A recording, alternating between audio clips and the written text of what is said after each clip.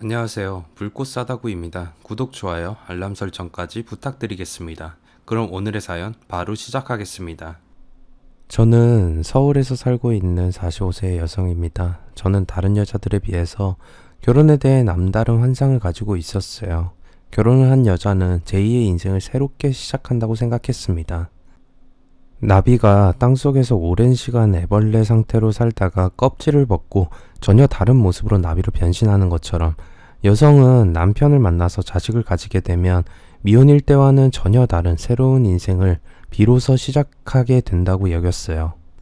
처녀라는 허물을 벗고 흔히 아줌마라고 불리는 귀여운 여성으로 변신을 해야만 진짜 인생을 시작한다고 생각해서 저는 사회생활을 시작하면서 마음이 맞는 남자를 만나서 결혼을 하는 것이 첫 번째 목표였어요. 독신주의를 선언한 제 친구는 너는 왜 결혼에 목숨을 거니? 결혼 여자들에겐 무덤이야. 기를 쓰고 무덤 속으로 하루라도 빨리 기어 들어가려고 애를 쓰는 네가 이해가 안 된다 라고 하면서 저를 불쌍한 표정으로 쳐다보았습니다. 그런데 막상 결혼 생활을 해보니 그 친구의 말이 그대로 들어맞았어요.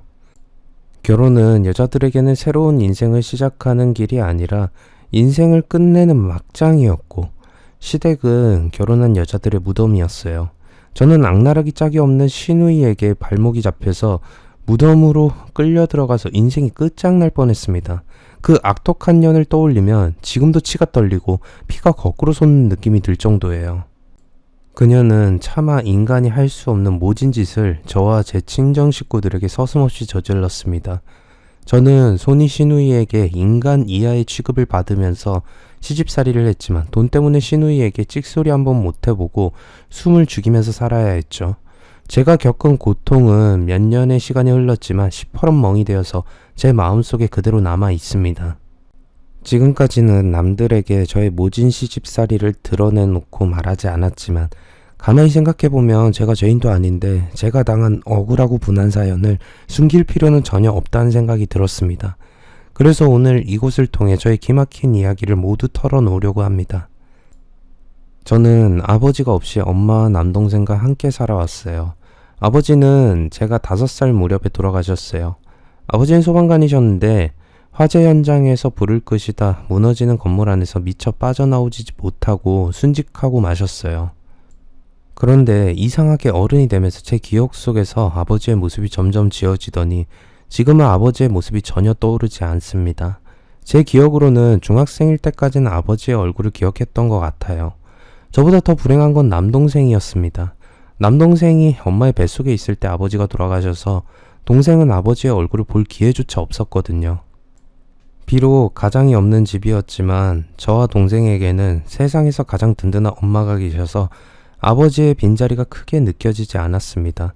엄마는 넉넉하지 못한 형편이었지만 저희들이 바라고 원하는 건 뭐든지 해주려고 애를 쓰셨어요. 유난히 고기를 좋아하는 동생을 위해서 엄마는 매일 고기 반찬을 빠뜨리지 않으셨어요. 하다못해 구운 갈치 한 토막이라도 동생을 위해서 밥상에 올려놓으셨어요. 엄마는 생선 반찬을 상에 올리시면 언제나 동생부터 챙기셨습니다. 생선뼈를 깨끗하게 발라서 동생의 숟가락 위에 올려주셨어요. 동생은 좋아하면서 생선을 입으로 가져가다가도 저를 쳐다보았어요. 누나인 저를 두고 혼자 먹기가 미안해서였죠. 그러면 저는 웃으면서 동생에게 양보를 했습니다. 이렇게 저희 세 식구는 가난한 형편이었지만 서로를 의지하고 챙겨주면서 행복하게 살았어요. 철이 들면서 저는 엄마의 집안일을 도와드렸고 일을 하는 엄마를 대신해서 동생을 보살피게 되었습니다. 그래서 동생과 저는 다른 남매보다 유난히 우애가 좋았어요. 저희 남매는 자라서도 서로를 챙겨주었어요. 20대가 된 뒤에는 동생이 저와 엄마를 든든하게 지켜주었답니다. 저는 집안 형편을 생각해서 대학은 가지 않으려고 했지만 엄마는 맏딸인 제가 대학을 갈 것을 강하게 원하셨습니다. 내가 어떻게든 네 학비는 마련할 테니까 넌 돈 걱정 같은 거 하지 말고 대학에 가서 공부를 해. 저는 대학도 중요하지만 우선 직장을 다니면서 대학은 나중에 형편이 되면 천천히 가겠다고 했지만 엄마의 고집을 꺾지는 못했어요. 저는 대학에서 수학을 전공했고 졸업 후에 과 선배가 소개해줘서 수학학원에서 강사로 일하게 되었어요. 동생도 빨리 사회로 나가서 엄마를 대신해서 돈을 벌어야 한다는 의무감을 가지고 있었습니다. 그래서 2년제 대학을 마치고 바로 운전병으로 군대를 다녀온 다음에 군대에서 운전을 했던 경력을 살려서 화물 회사에 취업을 하게 되었어요. 트럭 기사로 일을 했던 건 아니었고 화물 운송과 관련된 트럭의 배차를 주로 담당하게 되었어요. 물론 한 번씩 트럭 기사가 모자라면 스페어로 트럭을 직접 몰기도 했다고 합니다. 엄마, 이제부터는 제가 생활비는 책임질 테니까 일은 그만두시고 집에서 쉬세요. 동생은 첫 월급을 받자 그 돈을 전부 엄마에게 드렸어요. 엄마는 아들이 주는 생활비를 받고는 흐뭇한 미소를 지으셨어요. 성인이 된 저에게 엄마는 롤모델이었습니다. 엄마는 어렵고 힘들어도 언제나 저희들에게 얼굴이 찡그리지 않으셨고 한숨 한번 쉬지 않으셨어요. 항상 밝게 웃는 모습으로 저희들을 대하셨습니다.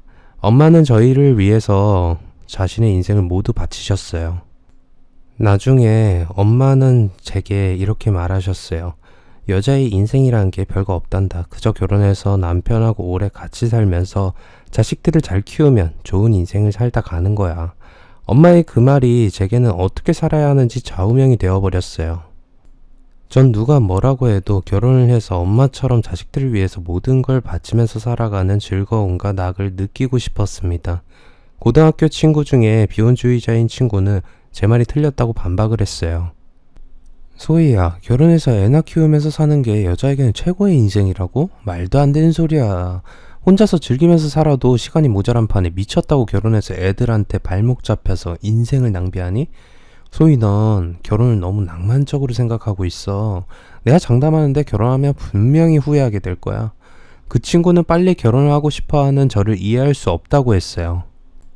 하지만 저는 누가 뭐라고 해도 결혼에 대한 나름대로의 장밋빛 환상을 가지고 있었어요. 그렇다고 제가 백마탄 왕자 같은 멋진 남자를 만나겠다는 헛된 꿈을 꾸고 있었던 건 아니었어요. 결혼은 현실적인 것이었지만 여자라면 누구나 순백색 웨딩드레스에 어울리는 환상을 가지고 있다고 생각합니다. 저는 언젠가는 만나게 될 제 짝을 기다리면서 학원 생활에 충실히 했어요. 학원 강사를 하면서 참 많은 사람들을 만나게 되었지만 그 중에서도 개념 없는 학부모들이 막무가내로 우기는 갑질이 가장 짜증났고 힘들었습니다. 몇 달을 다녔는데 성적이 오르지 않는다고 다짜고짜 반말을 하면서 화를 내는 학부모도 있었고, 성적이 확실하게 오르는 걸 보고 학원비를 결제하겠다고 하면서 계속 미루는 진상 같은 학부모도 있었습니다. 그 학원에서 강사로 일한 지 3년 정도 지난 다음에 저는 남편을 만나게 되었어요. 남편은 스타급의 1타 강사는 아니었지만 온라인 강의에서는 학생들에게 제법 인기가 있는 수학 강사였어요. 학원의 간판 역할을 하던 강사가 원장과 돈 문제로 싸우고 예고도 없이 다른 학원으로 가버렸어요. 그러자 원장은 대학 후배였던 남편에게 도와달라고 요청을 했고, 남편은 좋은 강사를 구할 때까지 3개월만 강의를 맡아주겠다는 조건으로 저희 학원으로 왔어요. 그는 듣던 대로 실력이 아주 좋아서 학생들에게 인기가 만점이었습니다. 그가 저희 학원에서 강의를 한다는 소문만으로도 수강생들이 몰려올 정도였어요. 그가 최고의 강사 자리를 유지할 수 있었던 건 꼼꼼하게 강의를 준비하기 때문이었어요. 그가 가진 강의에 대한 치밀함과 성실함은 저도 따라 배우게 되었습니다. 그와 저는 수업이 끝나는 시간이 거의 비슷했고, 혼자 자취를 하는 원룸과 저희 집이 멀지 않은 거리에 있어서 그는 저를 자주 집까지 태워주셨어요. 그러면서 사적인 대화도 많이 하게 되었죠. 그는 근사한 고급 승용차를 타고 다녔고, 금수저까진 아니었지만 돈이 많은 부유한 집안에서 귀하게 자란 티가 많이 났어요. 그래서 근본부터 저와 어울리지 않는 부류의 사람이라고 생각하고 있었습니다. 그런데 그가 먼저 제게 사랑을 고백해 왔습니다. 그날도 평소와 같이 수업을 마치고 밤늦은 시간에 집으로 가기 위해서 그의 차를 탔는데 그는 엉뚱한 방향으로 차를 몰았어요. 아니, 조 선생님, 이쪽으로 가면 반대 방향인데요. 제가 당황해서 말하자 그는 웃으면서 대답했어요. 저도 알아요. 오늘은 그냥 집에 들어가기가 싫어서 소희 씨랑 같이 바람이나 쐬려고요. 괜찮아요? 그는 이미 외곽으로 빠지는 도시고속도로 위를 달리면서 제게 동의를 구했어요. 이제 와서 안 괜찮아도 방법이 없었어요. 달리는 차에서 뛰어내릴 수도 없는 노릇이었죠. 저희들은 한밤에 드라이브를 하면서 양평으로 갔어요. 그곳에서 카페로 가서 커피를 마셨습니다. 학원에서 매일 같이 보는 사이였지만 막상 야심한 시각에 단둘이 마주 앉으니 기분이 이상해졌어요. 그는 어색한 분위기를 바꾸려고 웃기지도 않은 농담을 하다가 진지한 표정으로 제게 사귀자는 말을 했어요. 사실 저는 소희 씨에게 마음이 있어요. 지금까지 여러 여자를 만나봤지만 소희 씨처럼 제 마음을 흔드는 여자 없었어요. 지금부터 진지하게 소희 씨를 알아가고 싶어요. 전혀 예상하지 못한 그의 기습적인 고백은 저를 당황시켰어요. 저는 머뭇거리다가 말을 얼버무렸는데 그는 소희 씨, 우리 딱 100일만 사귀어봐요. 100일이 지난 뒤에도 평생을 함께 하겠다는 믿음이 생기지 않으면 우리 관계 끝내는 거예요. 그는 100일간 연애를 제안을 했습니다. 저는 그의 제안이 나쁘지 않다는 생각이 들었습니다. 100일이면 서로를 알아가기에는 충분한 시간이라고 생각했어요. 좋아요. 100일간 연애를 시작해요. 하지만 저희 집안이 어떤지 알면 많이 실망할 거예요. 그건 제가 판단할 문제죠. 우리 오늘부터 1일이에요. 이렇게 말한 그는 일어서서 제 옆으로 자리를 옮기더니 제 볼에 입을 맞췄어요. 저는 돌발적인 그의 행동에 얼굴이 발갛게 달아올랐지만 그는 여유있게 웃기만 했습니다. 100일간 사귀자곤 했지만 수업을 하느라 주중에는 데이트를 할 시간을 내기가 힘들었어요. 보통 10시가 넘어서 마지막 수업이 끝났기에 저희들은 그날처럼 한밤에 차를 타고 교회로 드라이브를 하면서 차를 마시거나 주말에 만나서 데이트를 했어요. 그는 제가 아버지 없이 홀어머니 밑에서 가난하게 자랐다는 걸 알고도 상관없다고 말했어요. 사랑하는 사람끼리 결혼하는 것이지 돈이 결혼하는 것은 아니라고 했습니다. 저는 그의 때묻지 않은 순수한 마음이 진심이라고 믿고 그의 아내가 되기로 마음을 먹었어요. 약속을 한 100일간 데이트가 끝나던 날, 저는 그의 원룸에서 같이 자면서 하나가 되어서 관계를 가졌습니다. 남편은 어떤지 알 수 없었지만 적어도 제 경우에는 남편이 제가 몸으로 느낀 첫 남자였어요. 몸과 마음이 하나가 된 저희들은 서로의 집안에 정식으로 인사를 드리고 결혼을 준비하게 되었어요. 그런데 시댁에 인사를 드리러 갔을 때 첫 대면한 소니 시누이는 굳은 표정으로 팔짱을 낀 채 저를 쳐다보았습니다. 시누이의 얼굴 표정에서 그녀가 저를 마음에 들어하지 않는다는 걸 알 수 있었어요. 시누이가 절 싫어하는 이유는 간단했어요. 제 친정이 가난해서 자기들하고는 어울리지 않는다는 것이었죠. 어디서 저런 거지 같은 애를 데리고 와서 같이 살겠다고 하니. 정기, 너도 참 한심하다. 세상에 널린 게 여잔데 하필이면 저런 애를 데려오니. 시누이는 제가 있는데도 남편에게 저를 무시하면서 결혼을 다시 생각해보란 말까지 했습니다. 누나, 돈도 중요하지만 부부는 돈보다 사랑으로 사는 거야. 누나도 소희 앞에서 돈 이야기는 안 했으면 좋겠어. 남편 진지한 표정으로 말했지만 시누이는 코웃음을 쳤어요. 사랑? 참 어린애도 아니고. 넌 나이가 몇 살인데 사랑 같은 걸 믿어. 요즘 이혼하는 부부들은 전부 돈 때문에 헤어져. 돈 앞에서 사랑 같은 거 개나 주는 법이야. 정기 너도 결혼한 다음에 후회하면서 이혼하지 말고 다른 여자 찾아봐. 시누이는 저희들이 결혼하면 얼마 못 가서 갈라서게 될 거라는 말까지 했습니다. 저는 수치스러워서 그 자리에 앉아있는 게 힘들 정도였어요. 세정아, 아무리 그래도 첫 대면인데 말이 너무 심하구나. 돈 없는 가난뱅이를 며느리로 들이는 나도 가만히 있는데 너도 이제 그만해라. 세기가 얼마나 민망하겠니? 시어머니는 자기 딴에 저를 생각해서 한 말이었지만 불난 집에 기름을 끼얹는 격이었어요. 전 무안해져서 얼굴이 달아올라서 고개를 푹 숙이고 있었습니다. 때리는 시어머니보다 말리는 시누이가 더 밉다는 말이 있지만 저는 때리는 시누이보다 말리는 시어머니가 더 밉다는 생각이 들었어요. 시어머니도 속마음은 돈 없고 내세울 것 없는 저를 며느리감으로 탐탁치 않게 생각하고 계셨던 겁니다. 그날 시댁은 시누이 중심으로 돌아간다는 걸 확실하게 알았어요. 시어머니나 남편 모두 시누이의 눈치를 봤거든요. 모두 시누이가 많은 돈을 가지고 있었기 때문이었죠. 시누이는 땡땡마트라는 전자제품 대리점을 2개나 운영하고 있었고 빌라와 건물도 가지고 있는 재력가였어요. 30 후반의 젊은 나이에 시누이가 많은 부를 가질 수 있었던 건 시누이가 젊은 시절부터 열심히 일을 해서 돈을 모은 게 아니었어요. 시누이가 성공하게 된 배경에는 먼저 세상을 떠난 남편이 있었습니다. 시댁에 인사를 드린 후에 제 남편은 시누이에 대해 말해주었습니다. 누나는 내가 아는 한 세상에서 제일 독종 같은 사람이야. 한 번 물면 절대 놓지 않는 하이에나처럼 돈을 보면 수단과 방법을 가리지 않고 자기 것으로 만든 소름 끼칠 정도로 무섭고 집요한 여자야. 시누이는 어릴 때부터 외모가 출중했다고 합니다. 하지만 남자라면 혹할 정도로 좋은 외모를 가진 시누이였지만 공부에는 영 뜻이 없었다고 해요. 중학교 시절부터 공부는 뒷전이었고 친구들과 놀기만 했다고 합니다.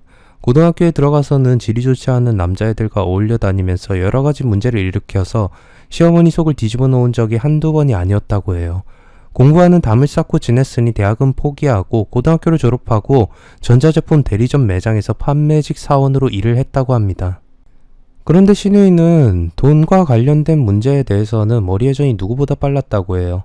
그리고 영업에도 남다른 소질이 있어서 매장을 찾는 고객들에게 인기가 좋은 직원이 되었고 신우이 때문에 매장의 매출이 많이 늘었다고 해요. 그러자 매장을 가진 사장은 신우이를 눈여겨보게 되었고 자주 만나면서 특별한 대우를 해주었다고 합니다.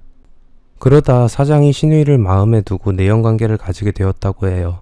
둘의 관계가 깊어지자 신우이는 사장에게 본처와 이혼하고 자기와 결혼하자고 요구했다고 합니다. 그때 신우이가 25이었는데 사장은 무려 신우이보다 20살이나 많았답니다. 신우이가 사장과 불륜관계를 맺으면서 거의 아버지뻘인 그와 어떻게든 결혼을 하려고 했던 건 당연히 돈 때문이었죠. 사장은 상당한 재력가였어요. 전자제품 매장을 여러 개 가지고 있었고 다른 재산도 상당했다고 해요. 고민하던 사장은 신우이의 집요한 설득에 넘어가서 울면서 매달리는 본처에게 엄청난 위자료를 주고 갈라섰다고 합니다. 신우이가 사장과 결혼을 하자 신우이의 시댁에서는 그년을 반기지 않았다고 합니다. 시어머니는 신우이가 재산을 노리고 결혼했다는 걸 뻔히 알기에 그녀를 며느리로 인정하지 않았다고 해요. 본처 내쫓고 들어온 불려우 같은 년을 며느리로 인정할 순 없어. 남편을 제외한 시어머니와 시댁 식구들은 모두 신우이를 곱지 않은 시선으로 쳐다보았다고 합니다. 그래도 신우이는 아랑곳 없이 꿋꿋하게 결혼 생활을 하면서 남편을 구워 삶았다고 해요. 신우이는 밤마다 잠자리에서 남편에게 여보, 시댁 식구들 전부 나만 미워해. 이러다 당신마저 없으면 나 맨몸으로 이 집에서 쫓겨나게 될 거야. 그러니까 당신이 가진 재산 중에서 일부라도 내 앞으로 해줘. 그래야 내가 마음이 편할 것 같아. 신우이는 밤마다 재산을 나눠달라고 남편에게 하소연했고 처음에는 무시하던 남편도 끈질긴 신우이의 꼬임에 넘어가게 되었던 거죠. 그런데 결혼하고 몇 년 지나지 않아서 신우이 남편이 갑작스러운 교통사고로 세상을 떠나고 말았답니다. 그러니 그가 가진 재산을 둘러싸고 신우이와 시댁 식구들 간에 다툼이 생길 수밖에 없었어요. 신우이는 죽은 남편의 재산은 전부 자기 것이라고 주장을 했지만 시어머니는 터무니없는 헛소리라고 하면서 재산 분할을 요구했다고 합니다. 이런 미친년을 봤나? 네가 뭔데 내 아들이 가진 재산을 전부 독차지하겠다는 거야. 좋게 말로 할 때 절반 내놔. 안 그러면 아주 험한 꼴 당하게 해줄 거야. 시어머니도 돈 앞에선 한치의 양보도 하지 않고 도끼 어린 눈으로 신우이를 쳐다보면서 협박을 했다고 합니다. 하지만 신우이도 보통이 아니었기에 그 정도 협박에 굴복할 사람이 아니었죠. 신우이는 코웃음을 치면서 웃기고 있네. 남편이 이미 모든 재산은 나한테 주기로 약속했고 매장하고 건물은 내 앞으로 명의가 되어 있어. 그러니까 전부 내 거란 말이야. 당신들한테는 10원 하나 못 주니까 소송을 하든 마음대로 해. 오냐 돈에 미친 쓰레기 같은 년아. 세상이 그렇게 만만한 줄 알아? 세상 쓴맛을 확실하게 보게 해주마. 시어머니는 신우이와 삿대질과 욕을 하면서 한바탕 난리를 친 다음에 재산 분할 소송을 냈다고 합니다. 당연히 신우이도 변호사를 선임해서 맞대응에 나섰다고 해요. 법정에서도 신우이는 아주 독하게 그들과 싸웠다고 합니다. 신우이는 남편이 돈을 모은 건 전부 자기가 헌신적으로 내조를 했기 때문이라고 주장하면서 시댁 식구들에게는 너희들이 한 게 뭐가 있냐고 핏대를 세우면서 몰아세웠어요. 반면에 신우이 시어머니는 적당히 재산을 나누면서 타협하자고 주장했지만 신우이는 절대 타협하지 않겠다고 합니다. 재판 과정에서 시댁 식구들은 신우이의 돈에 대한 병적인 집착을 똑똑하게 보게 되었고 그들은 신우이를 세상에 둘도 없는 독한 년이라고 하면서 혀를 내둘렀다고 합니다. 돈 앞에서는 피도 눈물도 없는 사람이 신우이였어요. 재판이 시댁 식구들에게 불리하게 돌아가자 그들은 다른 방법으로 신우이에게 압력을 가했다고 해요. 소송이 진행되는 동안에도 시어머니와 시댁 식구들은 단체로 신우이를 찾아와서 고함을 지르고 욕을 하면서 협박을 했다고 합니다. 심할 경우에는 매장으로 들이닥친 시댁 식구들은 직원들과 손님들이 보는 앞에서 신우이의 머리채를 잡고 돈이 눈이 먼 미친년이라고 뺨까지 때렸다고 합니다. 신우이는 이를 악물고 그 모든 행패를 참고 견뎌냈다고 해요. 오로지 자기가 가지게 될 돈만 생각하면서 그 수모를 견뎠던 겁니다. 소송에서 신우이가 이겼고 그녀는 남편을 잘 만난 덕분에 가만히 앉아서 죽은 남편이 운영하던 매장들과 재산에 사망보험금까지 실로 엄청난 재산을 독차지하게 되었어요. 결혼을 한 뒤에는 시누이는 제게 시댁에 들어와서 살라고 했어요. 어차피 너희 집안 형편이 돈 들여서 혼수를 장만하기도 어렵잖아. 그러니까 그냥 본가에 들어와서 엄마 모시면서 살아. 그러면 돈도 굳고 일석이조 아니야? 이제는 저도 시댁에서는 시누이가 왕이라는 걸 잘 알기에 시누이의 말을 따라야 했습니다. 다행인 것은 시누이는 딸과 함께 따로 나가서 살고 있었기에 저와 마주칠 일이 별로 없다는 것이었죠. 그나마 다행이었어요. 저를 싫어하는 시누이와 한 지붕 아래에서 매일 마주치면서 살아야 했다면 저는 아마 견디지 못했을 겁니다. 시어머니도 저를 못마땅하게 생각하기는 마찬가지였지만 시어머니는 시누이처럼 속마음을 드러내놓고 표현하진 않으셨어요. 그래서 표면적으로 보기에는 시어머니와 저의 관계는 좋은 편이었습니다. 그런데 1년 정도 지난 다음에 남편에게 큰 문제가 생기고 말았어요.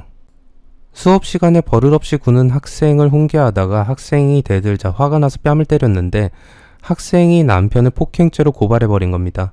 그 학생은 전부터 수업 태도가 불량하기로 소문이 난 녀석이었어요. 고등학생으로 중학교 때부터 유도를 해서 덩치도 아주 좋았기 때문에 저 같은 여자 강사들은 그 학생을 함부로 대하지 못했습니다. 남편도 학원에서 수업 중에 휴대폰으로 게임을 하고 있던 그 학생에게 수차례 주의를 줬지만 듣질 않았어요. 그래서 남편이 휴대폰을 빼앗자 욕을 하면서 남편에게 대들었다는 겁니다. 아이씨 뭐야 제 폰 줘요 빨리 줘. 뭐 너 지금 선생님한테 반말한 거야? 반말이면 어때? 어서 폰 내놓으라고. 이 자식이 어디 선생님한테 대들어. 순간적으로 치밀어 오르는 화를 참지 못한 남편은 그 녀석의 뺨을 후려 갈기고 말았던 겁니다. 그런데 그 학생의 집안이 아주 대단한 집안이어서 문제가 아주 커지게 되었어요. 남편이 학생과 부모에게 사죄를 했지만 그들은 받아들이지 않고 남편은 어이없게도 폭행죄로 기소가 되어 말았던 거죠. 그리고 학원에서도 잘리게 되었어요. 그 소식을 들은 시누이가 나서서 학생의 부모들과 타협을 보게 되었고 남편도 조사를 받고 불기소 처분을 받고 풀려나게 되었습니다. 그런데 문제는 학원가의 남편이 학생을 심하게 폭행했다는 소문이 돌면서 어떤 학원도 남편을 받아주질 않는다는 겁니다. 남편은 잘 나가던 인기 강사에서 한 번의 실수로 백수가 되어버린 것이었죠. 남편이 어디에도 강사로 일을 할 수 없게 되자 생활비를 벌기 위해서는 제가 다시 나서야 했어요. 결혼을 하면서 저는 학원 강사 일을 그만두었는데 당장 생계가 막막해진 처지라 저는 예전에 다녔던 학원을 찾아가서 원장님에게 파트타임 자리라도 좋으니 수업을 하게 해달라고 사정을 했어요. 그 원장님도 남편에 대한 일을 모두 알고 계셨어요. 재수가 없으니까 똥을 밟아버렸네. 요즘 학생 애들 조심해서 다뤄야 돼. 아주 제멋대로 자라서 버릇이라고는 눈꼽만큼도 없고 잘못했다가는 험한 꼴 당하기 쉬워. 원장님은 특별히 저를 위해서 오후 시간에 파트타임으로 수업을 만들어 주셨어요. 마음 같아서는 풀타임으로 수업을 하고 싶었지만 그럴 만한 자리도 없었고 시어머니를 모시고 사는 처지라 오전에는 제가 집안일 때문에 시간이 나질 않았어요. 하루에 2시간 정도만 수업을 하니 한 달 수입이라 해봐도 100만 원이 되지 않았어요. 남편은 여전히 학원에 미련을 버리지 못하고 강사 자리를 알아보고 있었습니다. 하지만 언제 강사 자리를 구할 수 있을지 기약이 없는 형편이었죠. 살림은 날로 힘들어져 갔어요. 당장 생활비가 부족하니 대출까지 받게 되었습니다. 형편이 어려워지자 사소한 일로도 남편과 말다툼을 하게 되었어요. 당신도 나무 밑에서 감 떨어지기만을 바라듯이 학원에 자리가 날 때까지 기다리지 말고 대리운전이라도 해. 이번 달도 적자란 말이야. 뭐야? 아무리 형편이 어려워도 내가 대리운전 같은 거나 해야 속이 시원하겠어? 죽으란 법은 없으니까 조금만 더 기다려봐. 시간이 지나면 소문도 가라앉고 나를 찾는 학원이 나타나게 되어 있어. 언제까지 기다리란 말이야. 당장 생활비가 없다고. 대리운전이 싫으면 과외라도 구해봐. 내가 이 나이에 대학생이나 하는 과외를 하란 말이야? 이래봬도 인터넷에서 수학 강사로 검색하면 내 이름부터 떴었던 몸이라고. 남편은 체면과 자존심을 버리면서 다른 일을 하려고 늘지 않았어요. 저희들은 거의 날마다 돈 문제로 말다툼을 하게 되었습니다. 남편은 계속 이어지는 제 잔소리가 듣기 싫었는지 시누이에게 도움을 청했어요. 시누이는 집으로 와서 저와 남편을 불러서 이런 말을 했어요. 정기 너 결혼해보니까 내가 말했던 말이 실감이 나지? 돈 앞에서는 사랑 같은 거 아무 소용이 없어. 그래서 하나뿐인 동생이 돈 때문에 이혼한다 하는 꼴을 보기 싫으니까 당분간은 내가 생활비 지원해줄게. 신우이는 제게도 한마디 했어요. 아무리 남편이 백수라고 해도 자기 잘못으로 일자리 잃은 것도 아닌데 날마다 바가지를 박박 긁어대야 되겠니? 하여튼 돈이 없이 자란 티를 팍팍 내고 다닌다니까. 신우이는 인상을 찡그리고 제게 남편을 구박하지 말라고 주의를 단단히 줬습니다. 저는 억울해서 그런 게 아니라고 말하고 싶었지만 어차피 시댁에서 제 편은 한 사람도 없는 처지여서 그냥 입 다물고 가만히 있었습니다. 그때부터 신우이는 매달 한 번씩 생활비를 받으러 자기 집으로 오라고 했어요. 편하게 계좌이체를 해도 되지만 돈을 주면서 제게 잔소리와 갑질을 하고 싶었던 겁니다. 신우이는 제가 생활비를 받으러 오는 날이면 가사 도우미를 부르지 않았어요. 그리고 싱크대에 잔뜩 쌓여있는 그릇들을 씻고 청소와 빨래까지 제게 시켰습니다. 어휴, 가사 도우미한테 나가는 돈이 매달 만만치 않네. 에휴, 네가 바쁘니 집안일을 통할 수 없고 우리 수미도 아직 어려서 챙겨줄 사람도 있어야 되는데 큰일이네 라고 넋두리를 늘어놓았어요. 처음에는 그냥 흘려들었는데 가만히 생각해보니까 신우이는 제가 집안일과 신우이 딸을 봐주기를 원하고 있었어요. 어차피 학원에서 수업을 하고 받는 돈보다는 신우이에게 받는 생활비가 훨씬 많았기에 저는 학원을 포기하고 신우이의 집에서 도우미로 일해주기로 했어요. 그래? 그러면 되겠구나. 내가 왜 그 생각을 못했지? 하여튼 네가 나서주니 고맙기는 하네. 참 저를 볼 때마다 집안일을 해줄 사람이 필요하다고 넋두리를 해놓고 정작 제가 하겠다고 하자 자기는 입도 뻥끗하지 않은 것처럼 시치미를 뗐어요. 저는 오전에는 시어머니 식사를 차려드리고 오후에는 신우이 집으로 와서 집안일을 한 다음에 신우이 딸 수미가 학교를 마치고 오면 밥을 먹이고 학원에 보낸 다음에 학원에서 돌아오면 간식까지 챙겨 먹이고 집으로 와서 저녁을 준비했습니다. 시어머니는 두 집 살림을 하는 제 처지를 뻔히 알면서도 집안일은 조금도 도와주지 않으셨어요. 하지만 남편이 취업할 때까지는 신우이의 도움이 절대적으로 필요해서 저는 군말 없이 두 집 살림을 살아야 했습니다. 그런데 신우이의 딸은 은근히 저를 열받게 만들었어요.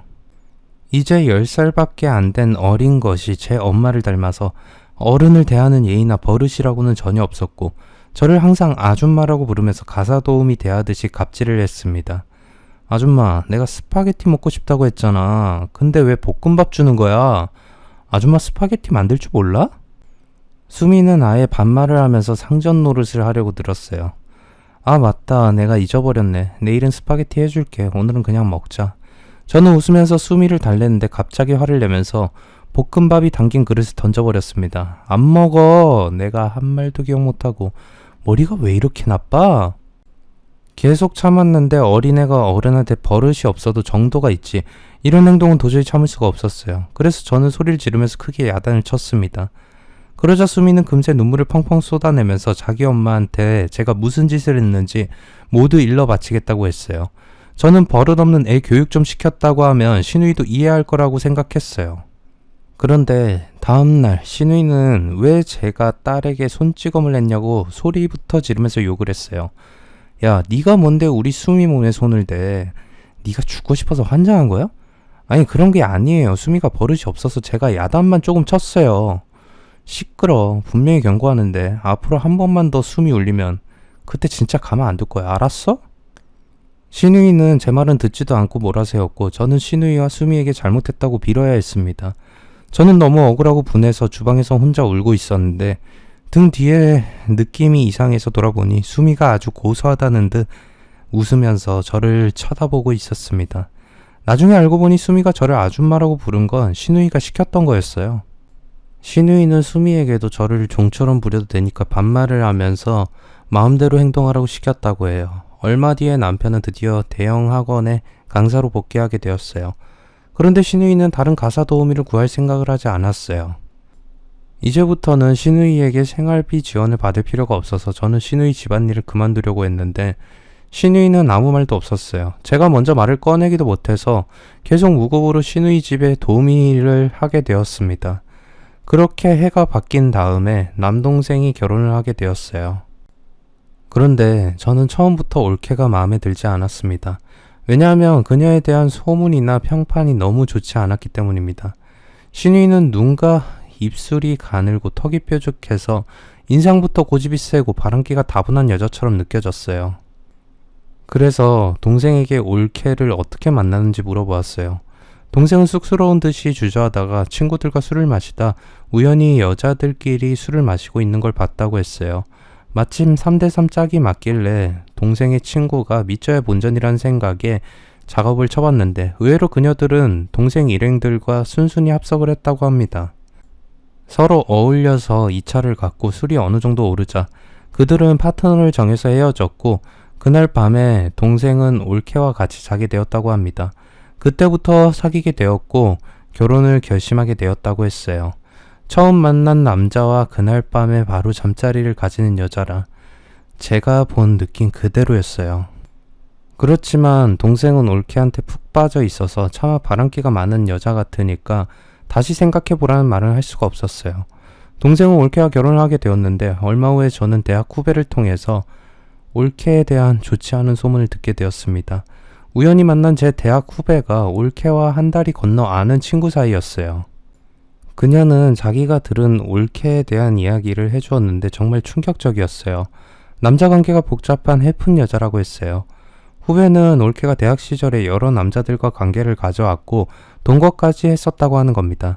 나도 들은 말인데 걔를 알고 지내는 남자들은 전부 한 번씩은 관계를 했다고 하더라고요. 처음 만나서도 마음만 맞으면 바로 관계를 가진다는 거예요. 후배는 올케가 모르긴 해도 아마 아이도 지었을 거라고 말했어요. 그건 확실하지 않은 거니 접어두더라도 남자에 대한 과거가 화려한 건 틀림없는 사실이었어요. 그래도 결혼해서 유부녀가 된 마당에 철없이 바람을 피울 거라고는 생각하지 않았습니다. 과거의 일은 이미 지나간 것이니 묻어두고 지금부터라도 동생만 바라보면서 가정을 꾸려나가면 그만이라고 생각했죠. 하지만 올케는 저의 이런 기대를 무참하게 박살내버렸습니다. 올케가 외도를 하고 있다는 걸 제 동생이 알아채게 된 겁니다. 그 문제로 남동생은 올케와 말다툼을 벌였고 올케가 내연남과 같이 있는 현장을 잡게 되었는데 내연남과 올케는 오히려 남편에게 그냥 오빠와 동생으로 친하게 지내는 사이라고 말도 안 되는 변명을 늘어놓았다고 해요. 동생이 내연남의 집에 들이닥쳤을 때는 분명히 두 년놈이 속옷 차림으로 침대에 엉겨붙어 있었는데도 그것들은 태연하게 변명을 했던 겁니다. 제 동생을 완전히 바보로 취급을 했던 거죠. 그런데 문제는 내연남과 올케의 뻔뻔스러운 태도에 화가 난 동생이 내연남을 심하게 폭행해버린 것이었어요. 말리던 올케도 동생에게 맞았고 둘은 병원에 들어누워서 동생을 폭행죄로 고발해버렸습니다. 동생은 바로 구속이 되는 처지가 되고 말았어요. 친정에는 난리가 났고 저는 급히 변호사를 선임해서 같이 동생을 면회하러 갔습니다. 동생은 때린 건 맞지만 자기도 내연남에게 맞았다고 주장하면서 억울하다고 호소했어요. 동생의 말을 들은 변호사는 둘이 바람을 피우는 걸 목격하고 화를 참을 수 없어서 저지른 행동이라서 정상참작의 여지가 있다고 했습니다. 둘이 불륜을 저지른 건 민사상의 문제이니 우선은 그것들과 합의를 해서 동생을 빼내는 게 시급하다고 했어요. 정말 괘씸하지만 지금은 감정을 앞세울 때가 아닙니다. 폭행을 행사한 건 사실이니 무조건 피해자들과 합의부터 해야 합니다. 초범의 정상 참작의 여지가 있으니 합의만 하면 집행유예로 풀려날 수 있었어요. 만약 합의를 못하고 이대로 재판에 넘어가면 재수가 없을 경우에는 실형을 살 수도 있습니다. 변호사는 무조건 그것들을 찾아가서 잘못을 빌고 돈이 얼마가 들든 합의를 해야 한다고 했어요. 그리고 동생이 풀려나면 두 년놈을 상대로 위자료 청구 소송을 할 수 있다고 했어요. 정말 기가 막힌 일이었지만 저는 그것들이 입원해 있는 병원을 찾아갔습니다. 그리고 그 병원에서 아주 기가 막히고 어처구니 없는 모습을 보고 말았어요. 그것들은 2인실에서 같이 지내고 있었던 겁니다. 제가 병실에 들어갔을 때도 올케와 내연남은 한 침대에서 서로 껴안고 누워서 키득거리고 있었어요. 올케는 저를 보고도 내연남에게 안겨 있었습니다. 제 가슴속에는 불덩어리가 치밀어 올랐지만 저는 올케에게 제발 합의를 해달라고 사정을 했어요. 그녀는 처음에는 절대 합의는 못해주겠다고 버텼지만 자신과 내연남에게 5천만 원씩 1억을 주며 합의를 생각해보겠다고 했어요. 언니 1억만 가져와. 치료비 합의금 전부 합쳐서 1억에 퉁치자. 어때? 정말 싸게 해주는 거야. 저는 인간 같지도 않은 올케년의 싸대기를 날려주고 싶었지만 입술을 깨물고 참았습니다.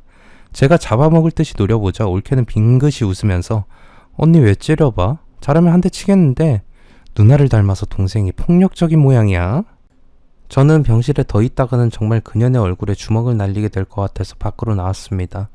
저는 몇 번이나 더 찾아가서 합의금을 조금만 낮춰달라고 부탁했지만 올케는 들은 척도 하지 않았어요. 변호사는 곧 재판이 시작되니 빨리 합의를 보라고 독촉했어요. 하지만 돈이 없었습니다. 그렇게 막막한 상황에서 이번에도 신우이가 나섰습니다. 신우이는 제게 1억짜리 수표를 내밀었어요. 동생 사정이 딱하게 되었다고 하더라. 이걸로 동생부터 빼내. 언니 정말 고마워요. 신우이가 준 1억은 제가 그동안 신우이에게 가지고 있던 악감정을 모두 없애버릴 정도로 대단한 위력을 가지고 있었습니다. 합의가 되자 동생은 바로 풀려났어요. 동생은 올케와 이혼을 하고 내연남에게도 상간남 소송을 해서 위자료를 받아냈습니다. 하지만 저희들이 준 1억에 비하면 터무니없이 적은 액수를 받고 끝내야 했습니다. 동생은 직장을 잃고 말았어요. 동생은 재취업을 하려고 알아봤지만 폭행으로 인한 고발당한 전력이 있는 사람을 써줄 회사는 없었습니다. 그러자 신우이는 동생을 자기 매장에서 배달 일을 하도록 해주었어요. 그리고 제 친정엄마는 신우이의 매장에 청소 일을 하게 되었습니다. 신우이에게 고맙다는 말을 하러 찾아온 엄마에게 신우이는 거만한 표정으로 그렇게 고마우면 저희 매장에서 나오셔서 청소라도 하면서 성의 표시를 하세요 라고 말했던 겁니다. 동생과 엄마는 신우이의 매장에서 일을 했고 저는 신우이의 가사 도우미가 되어야 했죠. 해마다 김장철이 되면 엄마와 저는 신우이의 집으로 가서 김장까지 해줘야 됐습니다. 그런데 몇 달 뒤에 충격적인 상황이 벌어졌어요. 동생과 이혼한 올케년이 신우이 매장에서 일을 하게 되었던 겁니다. 알고 보니 올케년은 신우이의 고등학교 후배였다고 해요. 들리는 소문에 의하면 신우이와 올케년은 고등학교 시절에 일진 선후배 사이로 같이 침 좀 뱉고 다녔다고 했어요. 그런데 이혼한 전철을 매일같이 봐야 하는 동생은 정말 죽을 맛이었던 거였죠. 게다가 올케년은 신우이를 믿고 수시로 동생에게 갑질을 하면서 괴롭히기도 했다고 합니다. 한 번은 동생이 자신을 무시하는 올케년과 대판 싸우게 되었다고 해요. 그때 매장에 나타난 신우이는 올케 편을 들면서 제 동생을 몰아세웠다고 합니다. 참을 수 없을 정도로 화가 난 동생은 매장을 그만두고 택배 일을 하게 되었어요. 그리고 저는 믿을 수 없을 정도로 충격적인 사실을 알게 되었습니다. 남편과 올케년이 내연관계였던 겁니다. 어느 날 남편이 누군가 전화통화를 하는데 전화기 너머로 들리는 목소리는 여자였고 올케의 목소리였어요. 제가 그녀가 왜 전화를 했냐고 묻자 남편 신우이가 부탁한 일이 있어서 전화를 했다고 대답했는데 뭔가 이상했어요. 저는 남편의 행동을 살피기 시작했고 그녀가 남편이 은밀한 관계라는 증거를 찾아내게 되었어요. 당신 이게 말이 돼? 나하고 동생이 그녀 때문에 얼마나 고통을 겪었는지 당신도 잘 알면서 그런 년하고 바람이 피어? 저는 기가 막히고 악에 받쳐서 남편의 멱살을 잡고 소리를 질러댔습니다. 남편은 고개를 숙이고 아무 말도 못하고 있었어요. 미안해. 그냥 한두 번 만나다 보니 선을 넘고 말았어. 당신한테 할 말이 없어. 이혼해. 당신 같은 사람하고 같이 살 수가 없어. 우리 여기서 끝내. 저는 남편에게 이혼 소송을 하겠다고 말했는데 신우이가 제 발목을 잡았습니다. 이혼할 거면 나한테서 가져간 1억부터 갖고 소송을 하든지 말든지 마음대로 해. 신우이는 남편과 이혼을 할 거면 동생 합의금으로 가져간 1억부터 내놓으라고 했어요. 그러면서 자기가 가지고 있는 작은 빌라 하나를 제게 주겠다고 유혹했어요. 요즘은 뭐라도 가지고 있으면 세금이 엄청나게 나와서 골치가 아파. 그렇다고 팔아버리기엔 아까워. 그래서 빌라 너한테 줄 테니까 이혼은 하지 마. 저는 선택의 기로에 놓였어요. 하지만 저의 선택은 빌라였어요. 동생의 전처와 불륜을 저지른 남편의 잘못을 눈감아주는 대가로 빌라를 받기로 한 겁니다. 그런데 저는 신우이가 감추고 있던 경악스러운 비밀을 알게 되었어요. 신우이의 매장에 들린 남편을 본 올케가 신우이에게 제 남편을 소개해달라고 했던 겁니다. 신우이는 어처구니 없게도 그녀에게 남편을 소개해 주었고 둘은 눈이 맞아서 바람을 피우게 되었던 겁니다. 신우이는 1억이라는 돈이 걸려 있으니 제가 안다고 해도 1억을 걸고 넘어지면 제가 아무 말도 못할 테니 마음 놓고 그녀가 만나라고 남편에게 말했다고 해요. 그리고 결정적으로 신우이가 제게 준다고 약속했던 빌라를 저 몰래 처분한 사실을 알게 되었어요. 신우이는 저를 속였던 겁니다. 이제는 참을 수가 없었어요. 저는 남편에게 이혼 소송을 했고 거액의 위자료를 받아냈습니다. 이제 남은 건 신우이와 올케년이었어요. 저는 올케년을 상대로 상간녀 소송을 했어요. 어이가 없게도 그녀는 저희 집안과 2번이나 상간녀 소송을 당하게 되었던 거예요. 변호사를 통해서 신우이가 남편의 불륜에 깊숙이 개입했다는 것을 입증했고 저는 신우이에게도 위자료를 받아냈습니다. 신우이는 소송이 진행되는 과정에서도 제게 매일같이 문자나 전화를 하면서 욕을 하고 협박을 했습니다. 내가 네 년을 그냥 둘 것 같아? 거지 같은 년이 불쌍해서 보살펴줬더니 감히 나를 상대로 소송을 해? 네가 그러고 무사할 줄 알아? 내가 아주 죽여버릴 거야. 신우이는 오래전에 남편이 죽은 다음에 시댁 식구들에게 당했던 것과 똑같이 저를 협박했습니다. 저는 끝까지 소송을 진행했고 신우이에게서 많은 위자료를 받았어요. 이제야 모든 것이 끝났고 제가 처녀 시절에 가졌던 결혼에 대한 장밋빛 환상은 처참하게 깨지고 말았습니다. 그런데 사람이 마음이 곱겠어야 장수하고 잘 사는 법이고 악독한 인간은 결국 벌을 받는 것처럼 제가 남편과 이혼하고 난 뒤부터 신우이의 매장에 좋지 않은 일이 연이어 일어났어요. 제품을 배달하던 트럭이 사고를 내기도 했고 직원이 돈을 훔치는 일도 생기더니 급기야 매장에 불이 나버렸어요. 전기합선으로 추정되는 화재로 신우이의 매장은 그야말로 잿더미가 되어버렸습니다. 그때부터 신우이의 화병이 생기면서 건강도 안 좋아져서 병원에 입원하게 되었다고 합니다. 사장이 없으니 매장은 엉망으로 운영되다가 결국 망하고 말았다고 해요. 저는 돈의 노예처럼 살다가 쫄딱 망해버린 신우이를 보면서 세상을 살아가는데 돈도 중요하지만 가장 중요한 건 사람에 대한 애정과 예의라고 생각하게 되었어요. 그래서 지금은 엄마와 함께 저처럼 결혼에 실패하고 인생의 쓴맛을 본 동생과 함께 옛날처럼 화목하게 살아가는 지금이 가장 행복합니다. 2번째 사연입니다. 안녕하세요. 올해가 멋진 검은 호랑이의 해라죠. 저는 호랑이띠 경기도에 거주하고 있는 애둘맘입니다. 저는 평범한 가정에서 살다가 좋은 대학 나와서 나름 인생에 대해서 여러 가지 생각하면서 살아왔습니다. 늘 저는 인생에도 많은 생각이 있었습니다. 그렇기에 하고 싶은 것이 많았죠. 그렇지만 한편으로는 연애에 대한 갈망이 많았어요. 대학을 졸업했지만 하고 싶은 것이 많아서 그랬는지 연애 한번 제대로 하지도 못했어요. 대신 그로 인해 얻은 것들이 많았습니다. 학교에서 성적도 좋았고 틈틈이 공모전을 해서 수상도 많이 했고요. 자격증도 많이 따놓고 인턴도 했기에 어느 정도 탄탄한 스펙을 갖추고서 몇 군데 이름 알만한 회사들의 원서를 넣어놓고 기다려서 몇 군데 합격을 했습니다.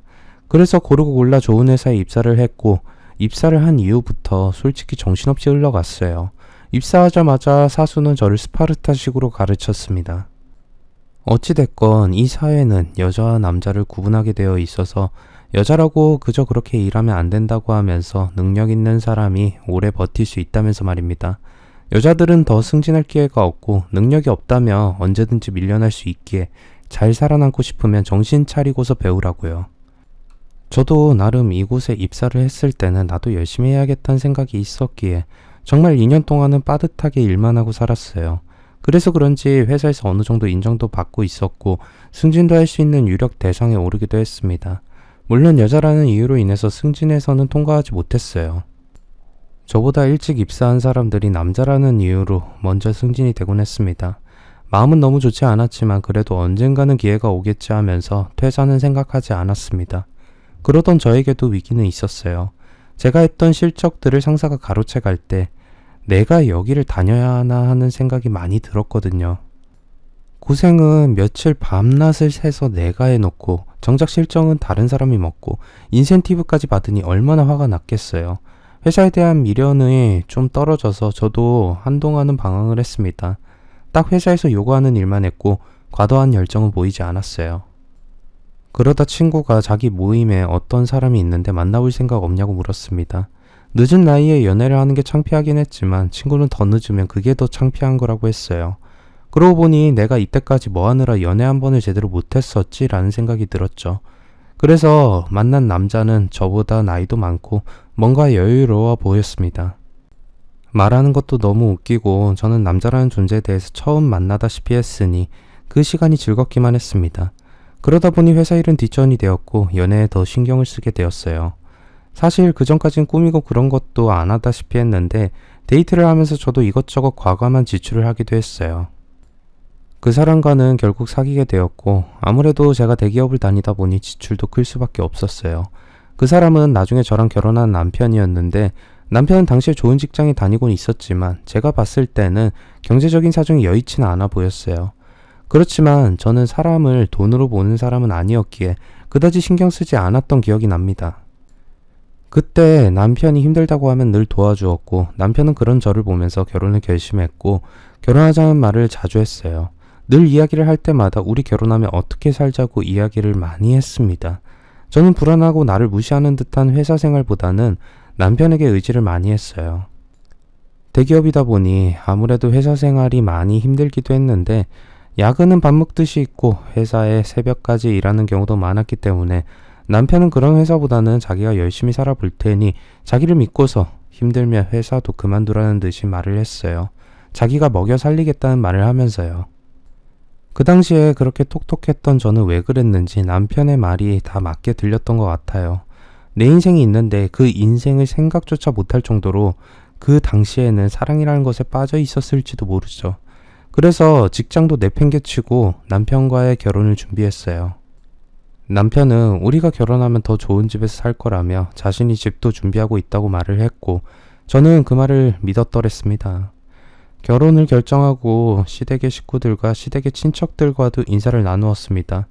먼저 시댁 식구들을 만났을 때는 아무래도 첫 만남이라 서걱서걱한 느낌이 들 수밖에 없었습니다. 하지만 시댁 식구들은 저를 무지 편안하게 해주려고 노력하는 모습을 보였어요. 결혼해도 우리 신경 쓸 거 없다. 그냥 너네끼리 알아서 잘 살면 돼. 니들 행복한 게 우리가 행복한 거다.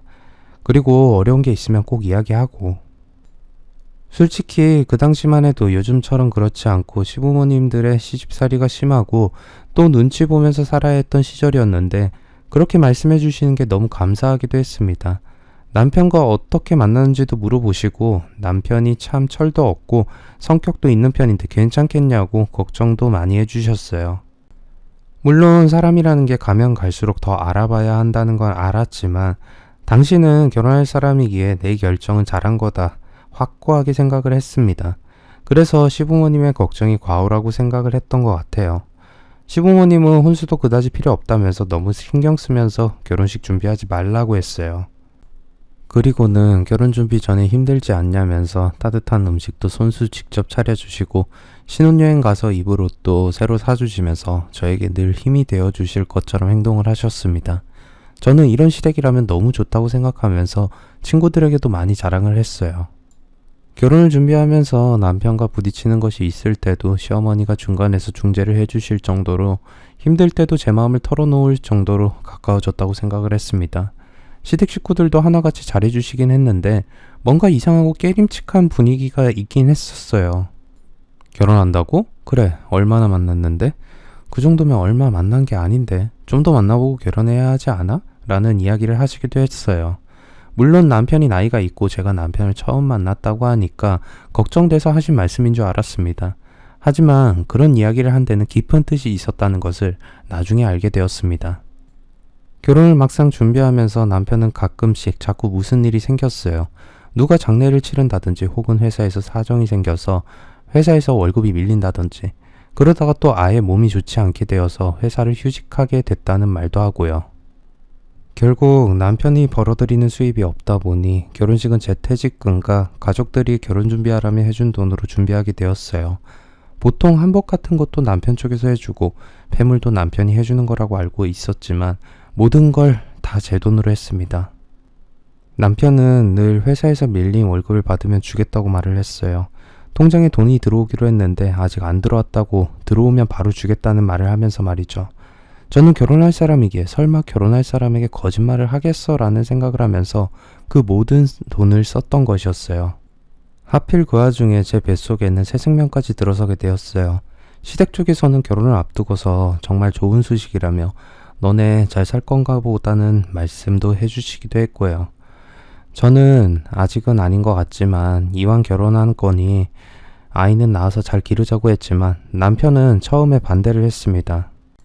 아이를 가져도 나중에 가지는 게 좋지 않겠냐고요. 물론 상황상 좋지는 않았지만 그래도 앞으로 이 아이가 태어나서 복덩이가 되겠지라고 생각을 하면서 저는 아이를 낳아서 키우자고 했죠. 제가 아이를 원하니 남편은 하는 수 없다고 생각을 했는지 결국 아이는 낳기로 결정을 했고 순차적으로 결혼은 진행이 되었습니다. 그런데 결혼식 직후부터 뭔가 이상했습니다.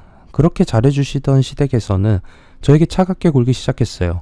결혼을 했으니 집안일도 잘 배워야 되겠지?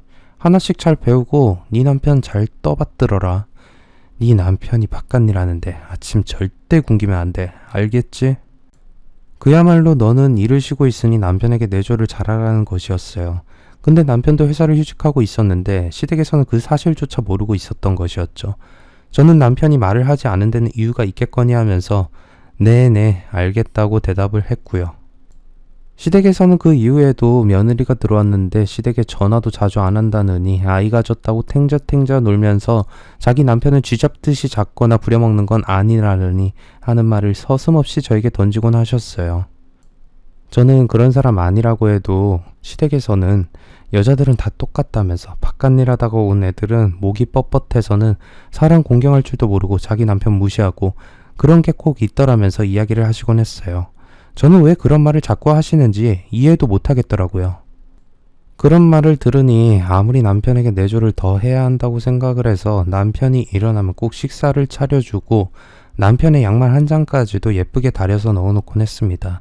아이도 있기 때문에 언젠간 일을 하겠지 생각했던 남편은 일을 구할 생각 따위는 없어 보였어요. 여보, 일을 구해야 하지 않겠어? 우리 이번 달 생활비도 써야 하는데 지금 수중에 가진 돈이 하나도 없잖아. 지금 나보고 돈 벌어 오라고 독촉하는 거야? 너 결혼하더니 변했다. 이렇게 잔소리 많은 줄 알았으면 결혼 안 했을 텐데.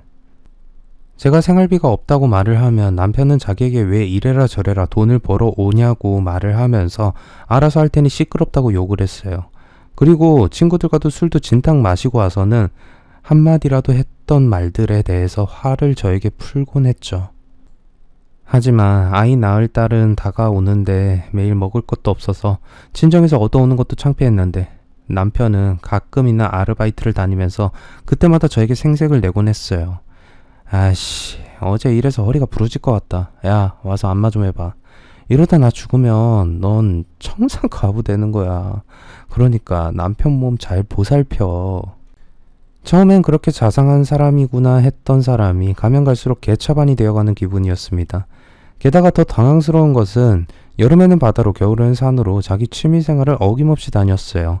친구들에게 없는 돈 다 빌려가면서 말입니다. 그러다가 그 친구들이 저에게까지 전화해서 말을 했어요. 재수씨, 그놈은 왜 돈을 안 준대요? 재수씨가 경제권 다 잡고 있다고 재수씨한테 돈 달라던데 맞아요? 그 새끼 진짜 맨날 돈 있다고 허풍 떨면서 갚으라고 하면 배 아프다고 톡 끼고 진짜 저 짜증나서 못 살겠어요. 남편의 친구들의 푸념까지 들어가면서 저는 미안하다고 사과를 해야 했고 돈을 벌어오지 못하는 남편 때문에 만삭이 된 몸으로 저는 배를 숨겨가며 아르바이트까지 하고 나섰습니다. 무거운 몸으로 전단지 아르바이트며 마트 시식행사며 부업들까지 다 했어요. 사람들은 왜 이렇게 배가 부르냐고 했지만 저는 원래 좀 배만 퉁퉁한 편이라고 말을 하면서 아이 낳고서 뱃살이 안 빠져서 그렇다고 말을 했어요. 사람들은 처음에는 이상하다 했지만 워낙에 아이 낳고 살이 안 빠지는 사람들이 많으니 그러려니 하면서 넘어가기도 했어요. 남편은 제가 아르바이트를 다녀오면 하는 말이 바로 그거였어요. 야, 오늘은 얼마나 벌었냐? 나 담배가 필요한데. 남편은 꼴에 돈도 없으면서 담배와 술을 꼬박했어요. 제가 좀 아끼라고 말이라도 하려 치면 니까짓 게 뭔데 내가 술을 하던 담배를 해서 먹고 죽던 니가 뭔 상관이냐고 말을 했어요. 보통 여자들이 아이를 가지면 태교를 하라고 많이 도와주곤 하는데 저는 차라리 남편이 아무것도 하지 않는 게 도움을 주는 것 같았어요. 남편은 매번 저에게 스트레스를 줘서 툭하면 배뭉침이 오고 심할 때는 출혈까지 있었거든요. 병원에서는 스트레스 받지 말고 영양제를 잘 챙겨 먹으라고 임산부가 이렇게 마르면 안 된다고 할 정도로 영양을 걱정하셨어요. 남편은 친구들까지 집으로 끌어들여서 술을 마셨어요. 그러면서 친구들과 여행 가는 이야기를 하는 것 아니겠어요? 저는 집에 쌀도 떨어질 정도로 돈이 없는 상황이라 그게 좀 짜증이 났습니다. 저는 그 친구들도 남편이 돈 안 버는 걸 알면서 굳이 그런 이야기를 꺼내는 것도 어이가 없어서 그 친구들을 째려보기도 했죠. 그리고는 이제 늦었으니 빨리 가시라고 저도 쉬어야겠다고 말을 했습니다. 남편은 친구들 앞에서는 사람 좋은 척을 잘했어요. 그래서 아내가 아이를 가져서 그런지 많이 피곤해하는 것 같다면서 다음에 또 보자고 했습니다. 친구들은 알겠다면서 또 보자고 하고 갔고요. 근데 남편의 친구들이 가고 나서 남편은 돌변해서는 저에게 고래고래 소리를 질렀어요. 야, 이 씨발, 너 내 친구들 앞에서 나 면박 주려고 하냐? 그리고 왜 내 친구들이 너한테 눈치를 보면서 있다가 가야 하냐? 피곤하면 네가 나가서 자든가 니네 집 가.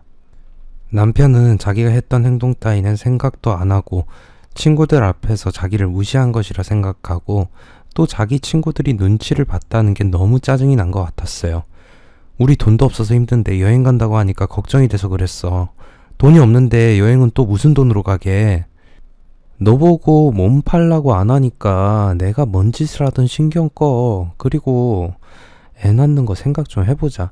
너랑 나랑 이렇게 살다가 헤어질 수도 있는데 애는 낳아서 뭐 하겠냐? 그때가 5개월쯤이라 배도 꽤 나왔을 때였는데 남편의 그 말에 저는 너무 무서웠어요. 저에게 화를 내면서 이혼할지도 모르는데 애를 지우자고 하는 남편이 솔직히 그때는 살인자보다 더한 사람 같았거든요.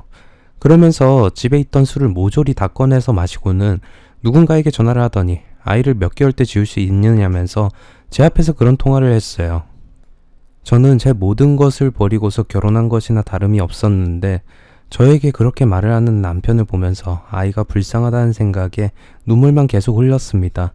남편은 우는 것도 짜증나고 보기 싫다면서 그대로 집을 나갔고 새벽쯤에야 돌아왔어요. 저는 남편이 들어올 때까지 혼자서 구석에서 앉아 있었고 남편은 좀 더 생각해보자면서 저에게 등을 돌리고는 그대로 잠들었습니다. 당연히 저는 잠이 올 리가 없었어요. 잠이 충분히 필요한 때였는데 잠도 제대로 못 자고 밥 먹는 순간도 편하지 않아서인지 자꾸 체하고 그래서 나날이 힘이 들었죠. 그러다가 정말 집에 먹을 거 하나 없어서 걱정을 하고 있는데 남편은 저에게 말을 했어요. 야, 너네 집에서 돈 좀 빌려와. 먹을 거 하나 없고 너 힘들다고 돈도 한 번에 죽겠다 야. 남편은 저에게 아주 당당하게 말을 하더군요. 친정에 가서 돈을 꿔서 오라니. 남편이 돈을 빌려오라고 하니 어쩔 수 없이 친정에 가긴 했지만 입이 떨어지지 않았어요. 친정에서는 임신했다더니 이렇게 말라서 어쩌냐면서 맛있는 거 사 먹으라고 용돈을 쥐어줬어요. 하지만 남편이 원하는 것은 그런 푼돈이 아니었거든요. 일단 그 돈을 가져갔더니 남편이 하는 말은 내가 담뱃값 얻으려고 하는 줄 아냐면서 말을 하더라고요.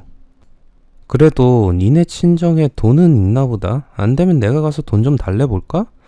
저는 진짜 어이가 없고 창피했어요. 어떻게 자기 장모님 댁에 가서 돈을 달라고 하는 걸 당연하게 말을 하는 건지 말이에요. 어떻게 그래. 우리 부모님 무슨 일이 있는지 알고 놀래셔. 아 씨발 그럼 나 어떻게 하라고. 돈도 없는데 이대로 매일 손가락이나 빨면서 살라는 말이야? 남편은 마치 미친놈처럼 저에게 돈을 닥달해댔어요. 저는 하는 수 없이 부모님에게 자기가 돈이 좀 필요한데 큰 돈을 빌릴 수 있냐고 말을 했죠. 부모님은 결혼한 딸 자식이 아이 낳기 전이라 물어보고 싶어도 물어보지 못한다고 돈을 내주셨어요. 뭔가 이유가 있을 것 같긴 한데 나중에 이야기를 해줘도 좋으니 몸이나 잘 챙기라고 말입니다. 저는 집에서 돈을 받고 나온 후 엄청 울어댔어요.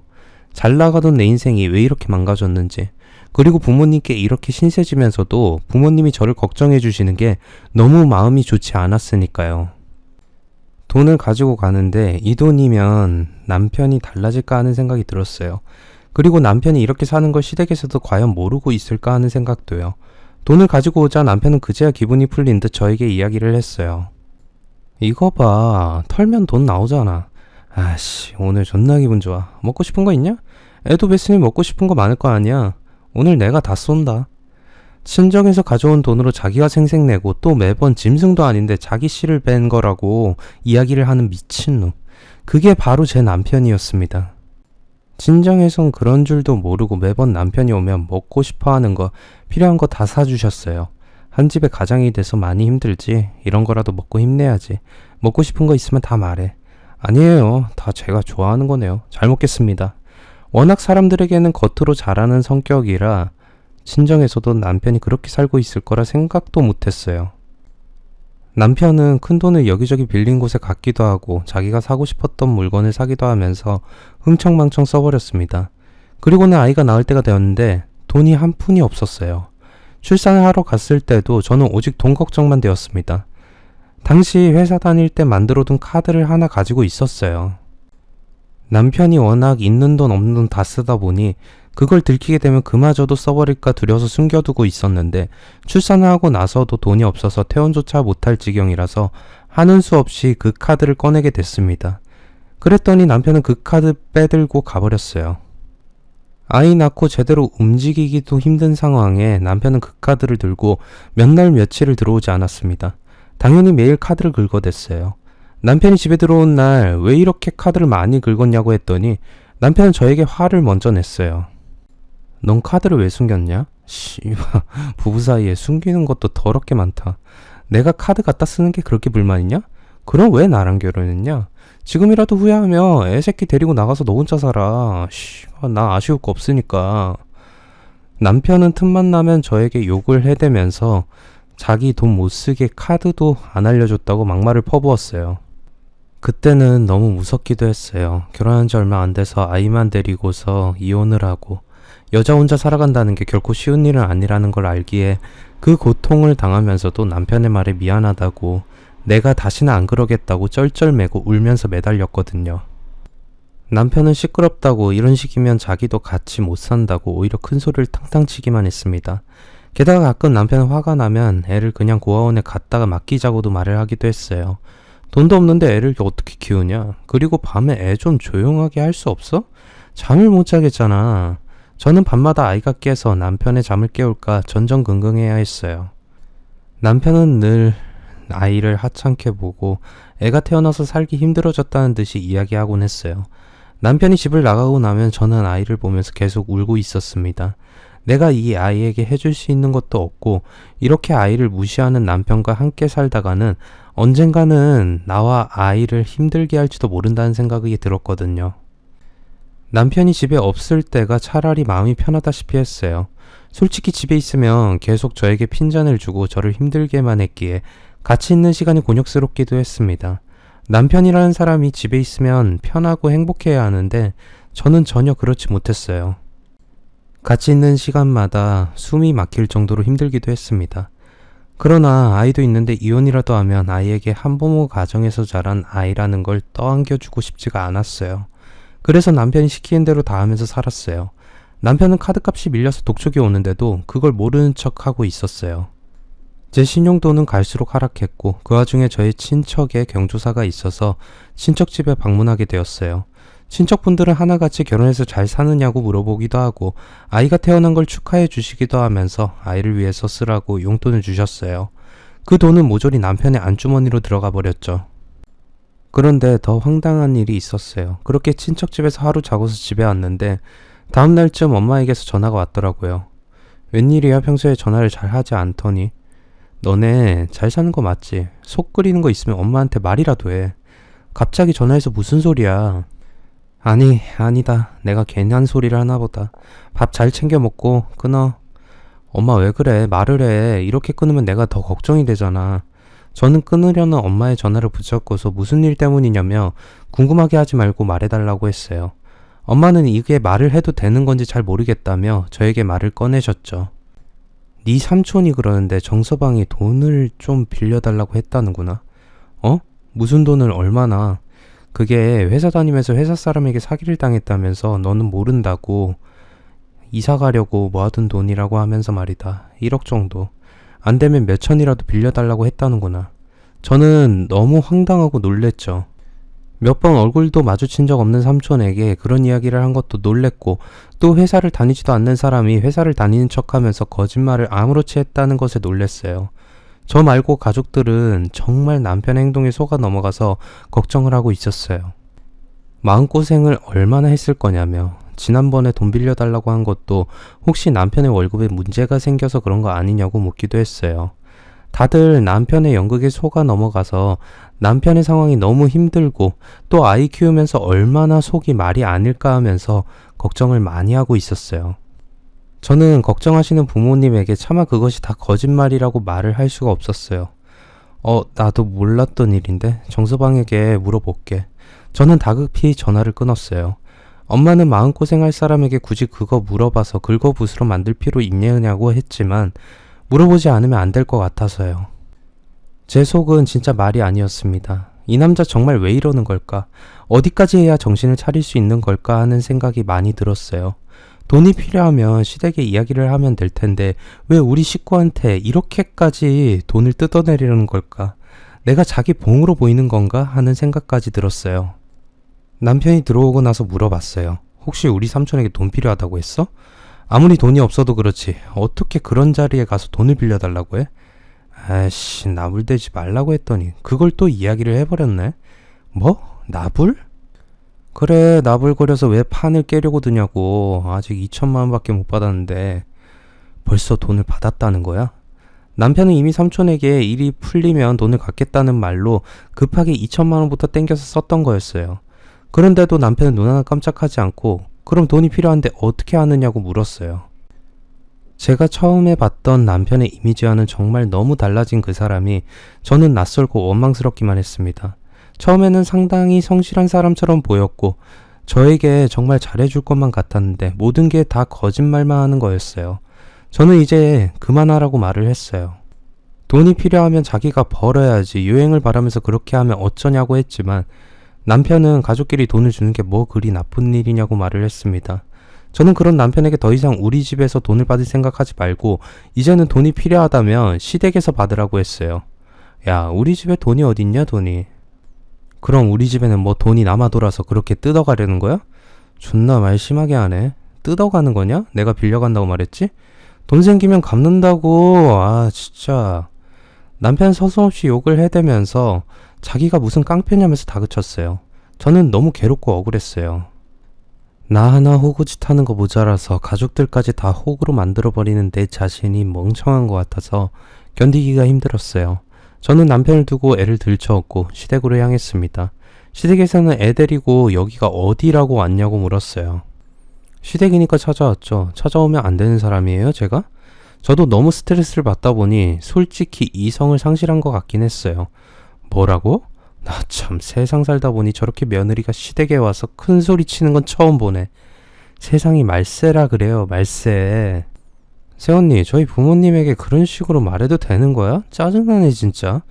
아나무인인 남편처럼 시댁 식구들도 마찬가지였어요. 자기들이 얼마나 잘났다고 며느리 무시하면서 고작 시댁 한번 무작정 찾아갔다고 돌아가면서 저에게 저럴 수 있냐고 말을 하더군요. 석천씨 지금 일 안 하는 거 아세요? 뭐? 뭔 소리냐? 일을 안 하다니. 말은 일을 안 하는 게 무슨 소리냐고 묻는 듯 했지만 이미 알고 있는 사실 같았어요. 돈 안 벌잖아요. 모르셨어요? 뭐 걔가 원래부터 일을 했다가 안 했다가 하긴 했는데 지금도 돈을 안 번다니? 너무 뜬금없이 저에게 물어보는 말에 저는 황당하게 그지없었어요. 지금 저에게 그걸 물어보시는 거예요? 평소에도 그렇게 지내고 있다는 걸 알고 계셨으면서 아이까지 있는데 걱정도 안 되셨어요? 그야 알아서 잘하겠거니 했지. 설마 굶기야 하겠어? 시부모님은 너무 천연덕스럽게 말씀하시는데 진짜 놀랄 노자였습니다. 뭐 모르고 결혼한 것처럼 그러네? 알면서 결혼한 거 아니었어? 몰랐다고 하면 네가 좀 멍청한 거긴 하네. 어떻게 보면 그 말이 틀리진 않은 것 같았습니다. 제가 얼마나 멍청하면 그 사람의 사람 됨됨이만 보고 결혼한다 해놓고 그 사람의 그런 상황에 대해서 하나도 알아보지 않고 결혼을 했던 걸까요? 특히 사람 됨됨이라는 것도 없는 인간인데 제 모든 선택이 다 잘못되었다는 걸 알고는 심장이 쿵 발 아래로 떨어지는 느낌뿐이었습니다. 게다가 되게 좋다고 여겼던 시부모님 역시 저를 한참 우습게 보고 있었다는 거였어요. 제가 이제 어떻게 해야 하냐고 물으니 시부모님들은 그걸 왜 우리에게 묻냐고 했어요. 그래서 저는 저희 친정에서 돈 계속 받아다가 생활할 수 없다고 어찌됐건 시댁에서도 도움을 주셔야 할 것 같다고 이를 악물고 이야기를 했습니다. 시댁에서는 뻔뻔하다고 하면서 석천이가 돈 달라는 것도 아니고 네가 그런 말을 하는데 어떻게 주냐고 저에게 면박만 주었어요. 그 와중에 신우이가 하는 말은 더 당황스러웠습니다. 어차피 맨날 그렇게 살 거 또 결혼을 왜 했대? 터덜거리면서 돌아오는데 너무 화가 나기만 했어요. 내가 이렇게 살고 있는데 시댁 식구들은 자기들의 책임이 아예 아니라는 듯 행동을 하는 게 화가 나고 나는 어떻게 해야 하는 생각이 들 수밖에 없었어요. 그렇게 생각을 하던 도중 신우이의 말이 이상하다는 걸 느꼈어요. 또 결혼을 왜 했냐니. 맨날 그렇게 살았던 거라고 하니까 분명 그전에도 그렇게 살았다는 거고 결혼을 또 했다는 거면 이전에도 결혼을 했었다는 건가 싶은 거였어요. 그래서 저는 뭔가 이상하다는 생각이 들어서 이건 꼭 알아봐야겠다는 생각이 들었습니다. 아무리 그래도 결혼했던 걸 숨겼을까 하는 생각도 들었지만 신우이가 그런 말을 했을 때는 서툴게 이야기를 할 일이 없었으니까요. 그래서 저는 어떻게 알아볼까 하다가 남편의 신분증을 빌려서 몰래 다른 사람에게 부탁해서 혼인관계 증명서를 떼어 보았습니다. 그러더니 좀 충격적인 결과가 나왔어요. 남편은 저와의 결혼이 처음이 아니었어요. 한 번도 아니고 두 번이나 이혼을 한 경력이 있는 남자였던 거였어요. 어떻게 나에게 그렇게 속이고서 첫 결혼은 양 했는지 이해가 가지 않았어요. 그러고 보니 결혼식을 다시 생각해 봤을 때 남편의 지인들은 거의 오지도 않았었고 시댁 친척들도 그다지 오지 않았었거든요. 인사는 했었는데 왜 결혼식에는 참석을 하지 않았을까 하는 생각을 했는데 그건 다 이유가 있었던 거였어요. 당연히 결혼식을 세 번째로 올리는데 참석을 해서 뭐 하겠냐는 생각을 하셨겠죠. 한 번도 두 번도 아닌 세 번째 결혼식이었으니 말이에요. 저는 그 증명서를 들고 남편에게 가서 따졌습니다. 내가 언제까지 모를 거라 생각했어? 이혼을 두 번이나 해놓고 나랑 결혼을 했던 거야? 네가 언제 나보고 이혼했냐고 물었어? 남편은 뻔뻔하게 저에게 비웃으면서 말을 했어요. 자기는 묻지 않았기에 말을 하지 않았을 뿐인데 그게 잘못된 일이라고 생각하지 않는다면서 말이에요. 꼭 묻지 않아도 결혼 전에 당연히 결혼 여부는 이야기해야 하는 거 아닌가요? 그건 결혼에서도 아주 중요한 사유인데 그걸 아무렇지 않게 물어보지 않았으니 답을 안 해도 된다고 생각하는 남편을 보면서 몸이 아주 경직이 되더라고요. 내가 어떻게 이해를 해야 이 사람의 마음이 이해가 되는 건지 도무지 모르겠다는 생각만 들었습니다. 남편은 그때도 그랬어요. 그렇게 자신만만하면 그냥 이혼하고 혼자 살라면서 말이에요. 저는 그때 이제 도저히 못 해먹겠다 싶었습니다. 이런 남자 뭐가 좋다고 붙어서 살겠어요. 그래서 저는 아이를 잠시 친정에 맡기고서는 이혼하기 전에 돈을 벌기 시작했어요. 남편이 돈을 달라고 해도 못 들은 척하면서 말입니다. 남편은 제가 돈을 주지 않자 험한 욕을 하면서 저를 폭행까지 하기 시작했습니다.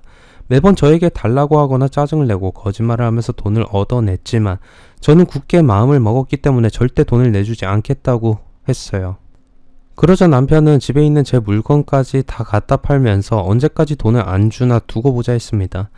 친정에 기댈 수도 있겠지만 친정에서 너무 돈을 많이 갖다 쓴 남편이라는 자식 때문에 손 벌리기 너무 죄송해서 방 한 칸 월세라도 내 힘으로 얻어야겠다는 생각을 했거든요. 이혼하기 전까지 친정에도 제 상황을 알리지 않았어요. 다만 아이를 돌보기 힘든 상황이고 나중에 말할 테니 당분간만 아이를 맡아달라고 했죠. 아이는 어렸지만 어린이집을 보내면서 친정에서 잘 길러주셨어요. 저는 아이를 보고 싶은 마음과 남편에 대한 울분을 가슴에 꾹 담고서 열심히 일을 했습니다. 남편은 매일 저를 별별 방법으로 다 써가면서 괴롭혔어요. 반찬이라도 해놓으면 이깟게 무슨 소용이냐고 바로 바닥에 엎어버리기도 했고 제가 돈을 안 주자 못 나가게 옷이며 신발이며 다 숨기거나 찢어서 버리기도 했습니다. 그런다고 안 나갈 제가 아니었어요. 저는 어떻게든 일하러 나갔어요. 그러다가 시댁에서 저희 집에 찾아왔더군요. 남편이 뭐라고 했는지 저에게 찾아와서 남편을 무시해도 그렇게 무시할 수 있냐며 저에게 따졌어요. 있는 돈 좀 나눴으면 어디가 덧나니? 부부라는 게 그렇지. 돈 있으면 서로 주고받고 하는 거지. 남편 사회생활 못하게 그렇게 못되게 굴면서? 서로 주고받았다면 저도 아깝지는 않았을 거예요.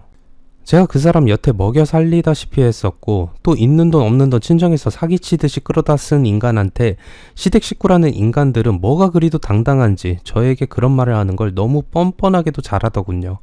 저도 이미 한계에 다다랐기에 거기에서 소리를 질렀습니다. 뭐가 그렇게 떳떳한데 저한테 삿대질이에요? 이혼 두 번이나 하고 나랑 결혼시킨 것도 모자라 이제 제가 그 사람의 수발을 들길 바라는 거예요? 전 절대 그렇게 못하죠. 저 그 사람이랑 꼭 이혼할 거예요. 그 사람 3번 이혼하고 아예 페인처럼 살았으면 좋겠어요. 그걸 어떻게 한 거야? 그리고 아무리 그렇다고 해도 그러면 안 되지. 이혼이 무슨 애들 장난도 아니고. 제가 눈에 핏발이 서서 이야기를 하자 시댁 식구들은 아차 싶었는지 제가 모든 사실을 알고서 남편과 이혼을 말하는 것이 진심이라는 걸 알게 된 거죠. 그러니 평소 때 저를 무시하고 함부로 대하다가 제가 이혼을 한다니까 저에게 그런 생각하지 말라고 자꾸 회유를 하시는 거였어요. 이전에는 이혼 사실도 모르고 결혼했겠다. 아이까지 있으니 함부로 제가 어디 튈 거라고 생각을 하지 않았겠죠. 그리고서 시댁에서 말을 하는데 남편은 완전 남봉꾼이나 다름없었나 봐요. 시댁 식구들은 남편과 같이 사는 게 두려운 건지 제발 이혼은 하지 말라고 저의 비위를 맞춰주면서 말을 했어요. 얘 네가 힘든 거 다 안다. 그 녀석이 좀 제멋대로지? 돈도 못 벌고 그러니 사는 게 얼마나 살기 퍽퍽했을 거야. 그래도 사람의 인연이라는 게 그렇게 가위로 싹둑 잘라내는 게 아니잖아. 그러니까 천천히 두고 보자고. 우리도 형편 닿는 데까지 도와줄게. 이제 와서요. 제가 돈 달라고 할 때 저한테 돈 한 푼 안 줬잖아요. 자기 자식의 가족들이 힘들게 산다는데 어떻게 밥 한 끼 사 먹으라고 돈을 쥐어주거나 얼굴이 왜 이렇게 까칠하냐면서 밥부터 먹었냐고 묻지도 않았잖아요. 그러고도 가족일까요? 전 절대 아니라고 생각하거든요. 이제 다 큰 당신 아들내미 걷어 키우세요. 저는 제 자식이나 챙기면서 살 거예요. 망나니 같은 인간 제가 더 이상 참고 옆에서 구박받으면서 같이 살 이유 따윈 없잖아요. 석천이 그놈도 네가 이혼할 거라는 거 알고 있니? 아니 사람이 이혼을 3번이나 하면 어떡하니. 너한테 속인 건 미안하지만 같이 살다 보면 분명 쥐구멍 벼뜰 날이 있다고. 석천이 놈도 정신 차릴게야. 그놈이 너랑 이혼하면 우리랑 같이 살아야 하는데 우리도 그놈 감당이 안 돼서 그래. 너라도 되니까 옆에 끼고 살고 있는 거지. 안 그러니? 저는 그 말에 입이 떡 벌어졌습니다. 시댁 식구들도 감당 못해서 쩔쩔매는 개망나니 같은 인간을 저와 엮어서 잘 살길 바랬다는 것도 황당한 일이고 시댁에서도 남편이라는 작자가 되게 두려운 존재였던 거죠. 시댁에서는 분명 이혼하면 남편이 더 성격 파탄자처럼 굴 거라면서 끝까지 다시 한번 생각하라고 했어요. 여자 팔자에 이혼 한 번 하면 그 흠이 얼마나 되겠냐면서 말입니다. 시댁에 와서 한 번 그렇게 이야기를 나누고 난 후 저는 이혼이라는 것을 꼭 해야겠구나 하는 생각이 들었습니다.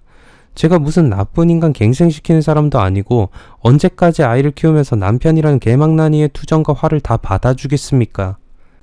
그리고 또 바뀌지 않을 사람인데 저를 기만한 것들을 참아가며 미래를 같이 꿈꿀 생각은 없었어요. 돈이라도 잘 벌어다가 줘서 아이 키우는데 조금이라도 보탬이라도 되면 좋겠지만 그런 사람도 아니었으니 전 숨막히는 인생에서 괴롭기만 했거든요. 월세 보증금 정도만 모으고서 저는 바로 남편에게 선언을 했습니다. 나 이제 이 집에서 나가. 이혼 서류에나 사인해줘. 미쳤냐? 내가 왜 너랑 이혼을 해? 너 잡고 있으면 나오는 돈이 있는데. 남편은 전에는 계속 이혼하자고 거들먹거리더니 막상 이혼 이야기를 꺼내니 싫다고 확 거절을 하는 겁니다.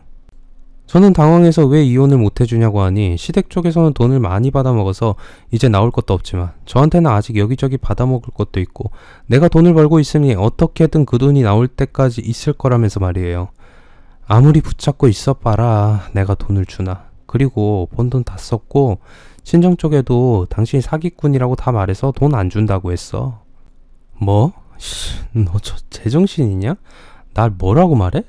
써먹을 구석이랑은 하나도 없네 진짜.